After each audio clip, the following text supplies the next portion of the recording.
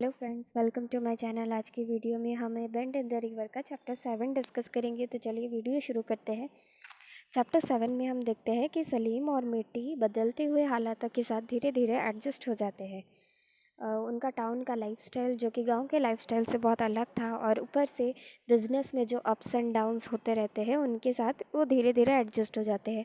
Salim observe करता है कि मिट्टी के जो पहले की जो पर्सनालिटी थी उसमें जो जुनून था, एक चमक थी, वो अब धीरे धीरे कम हो गई है, पहले जैसी नहीं रही।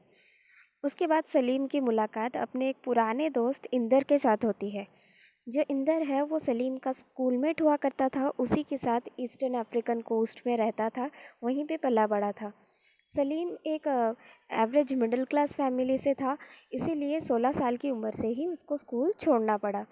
और जो इंदर था वो एक बहुत ही रईस ख़ानदान से था, एक अमीर ख़ानदान से था, इसीलिए उसको इंग्लैंड भेजा गया हायर स्टडीज़ के लिए। इंग्लैंड जाने के बाद वो वापस अपने घर कभी नहीं आया जब तक कि उसकी पढ़ाई ख़त्म नहीं हुई और जब तक कि उसको जॉब नहीं मिली। जॉब मिलने के बाद इंदर ईस्टर्न अफ्रीकन कोस्ट वापस आया और वहीं पे वो सलीम की फ़ैमिली से भी मिला। और वो सलीम को भी ढूंढा, लेकिन सलीम वहाँ था नहीं, तो उसको सलीम के बारे में पता चलता है, तो वो सलीम से मिलने के लिए टाउन आ जाता है। यहाँ पे सलीम और इंदर जो कि बहुत दिनों के बाद एक दूसरे से मिले थे, इसीलिए वो आपस में बैठ के गप्पे मारने लगे और कुछ पॉलिटिक्स के बारे में भी बातें की। इंदर जो है कि बहुत बड़ा गवर्नमेंट ऑफिसर बन गया था, और उसे यहाँ पे अफ्रीका में गवर्नमेंट ने ही बुलाया था किसी खास काम के लिए। सलीम ने इंदर की सक्सेस देखकर कहीं ना कहीं अंदर सलीम को जलन होने लगी थी, क्योंकि उसके मन में भी कहीं ना कहीं था कि काश उसका भी एक बहुत बड़ा कैरियर होता, वो भी ऐसा कोई बड़ा सा ऑफिसर वगैरह बना होता, काश वो आगे पढ़ पाता, लेकिन ऐसा हो नहीं पाया था। लेकिन फिर भी मन ही मन उसके जुनून सवार हो जाता है कि वो भी एक बहुत ही सक्सेसफुल कैरियर अपने बिजनेस में इसे ही लेकिन बना के दिखाएगा। इंदर अपनी कहानी बताता है कि कैसे वो एयरप्लेन में आया अफ्रीका वापस। अगर वो नॉर्मल किसी जहाज़ वगैरह में आता तो फिर जो सफ़र है वो बहुत ही ज़्यादा लंबा होता, और उसको पुरानी यादें आती जिसकी वजह से वो बहुत ज़्यादा इमोशनल हो जाता और उसको बहुत ज़्यादा दुख होता। उसकी जो पुरानी यादें, गांव की यादें, फैमिली की यादें, दोस्तों की यादें, जिनको वो काफ़ी पीछे छोड़ के हायर एजुकेशन के लिए चला गया था।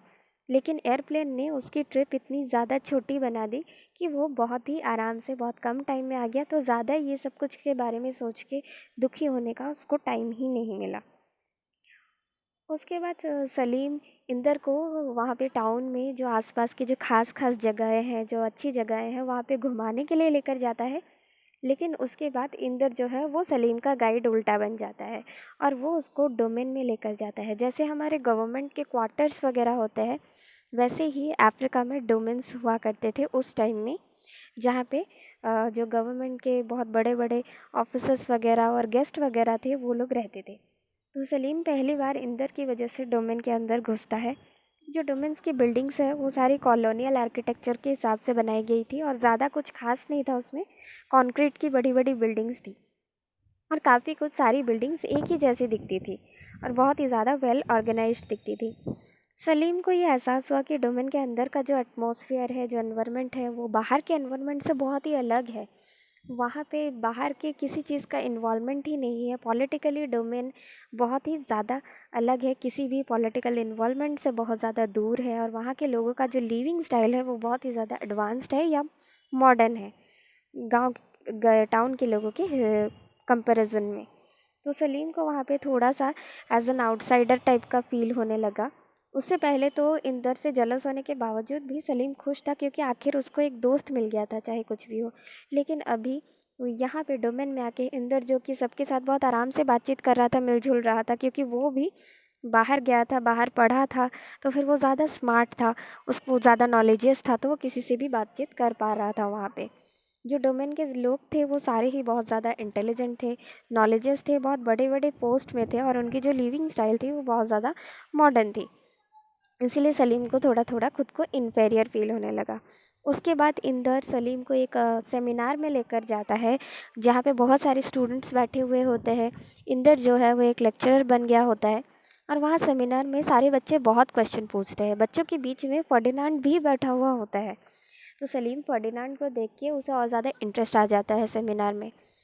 तो फर्डिनांड ये पूछता है इंदर से, सवाल करता है कि क्या इंदर का क्या आइडियोलॉजी है इस बारे में कि अफ्रीका धीरे धीरे जो है डीपर्सनलाइज होता चला जा रहा है। मतलब अफ्रीका धीरे धीरे अपने रिलीजन और अपने कल्चर से दूर होता चला जा रहा है। इस चीज़ के ऊपर आपकी क्या राय है, वो इंदर से सवाल करता है। तो फिर इंदर उसको ये जवाब देता है कि देखो, इस चीज़ के ऊपर मेरी ये राय है कि डिपेंड करता है इंसान से इंसान, कि इंसान अपने कल्चर और रिलीजन को कितना ज़्यादा वैल्यू देता है और किस लिए वैल्यू देता है।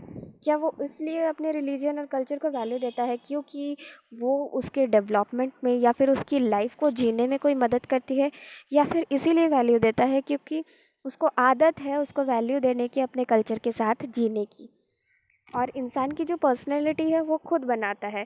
अब इंसान जो अपनी पहचान है वो अपने कल्चर को मानता है या अपने काम को मानता है या किसी और चीज़ को अपनी पहचान मानता है, ये इंसान के ऊपर डिपेंड करता है।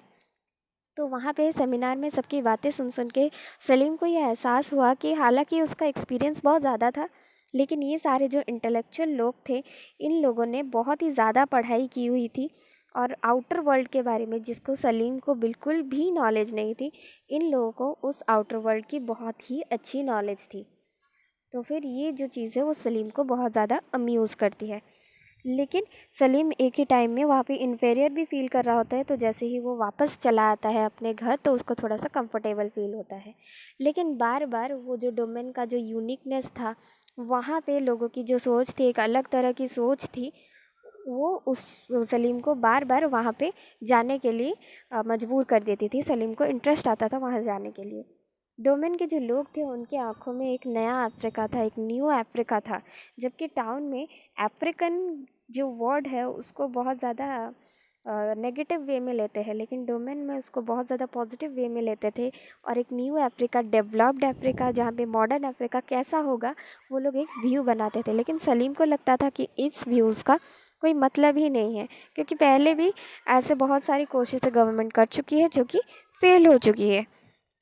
तो यहीं पे चैप्टर 7 ख़त्म होता है। अगर वीडियो पसंद आया तो वीडियो को लाइक, शेयर और कमेंट करना मत भूलिएगा। और चैनल सब्सक्राइब नहीं किया है तो चैनल को सब्सक्राइब करना बिल्कुल मत भूलिएगा। तब तक के लिए गुड बाय।